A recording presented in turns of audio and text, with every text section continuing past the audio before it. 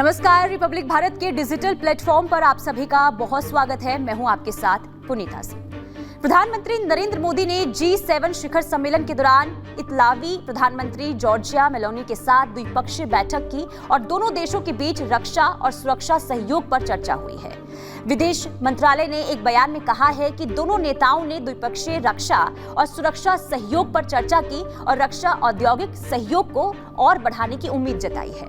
उन्होंने इस साल के अंत में इतालवी विमान वाहक पोत ITS और प्रशिक्षण जहाज ITS वेस्पूची की भारत यात्रा का स्वागत किया है। इसके अलावा प्रधानमंत्री मोदी ने द्वितीय विश्व युद्ध के दौरान इतालवी अभियान में भारतीय सेना के योगदान को मान्यता देने के लिए इतालवी सरकार को धन्यवाद भी किया है।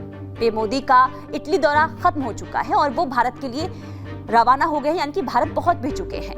पीएम मोदी और जॉर्जिया मेलोनी के बीच बातचीत की 10 बड़ी बातें क्या है, खास बातें क्या हैं, वो भी आपको बताते हैं। दोनों नेताओं की बातचीत में इस बात पर रजामंदी हुई है कि भारत इटली के मोमेंटोन में यशवंत घाट के स्मारक को और बेहतर बनाने का काम करेगा।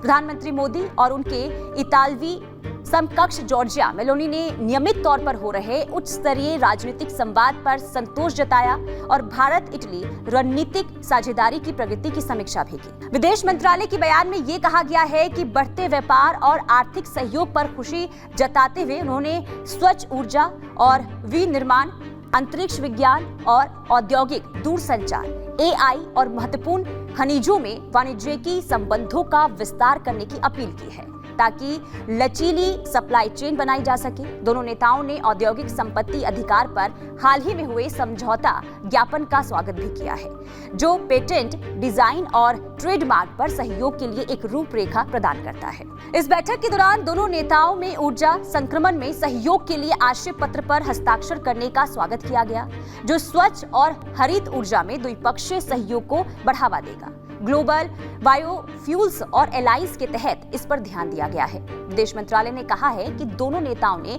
विज्ञान और प्रौद्योगिकी में संयुक्त अनुसंधान और विकास को बढ़ावा देने के लिए 2025 और 27 के लिए सहयोग के नए कार्यकारी कार्यक्रम पर खुशी जाहिर की है।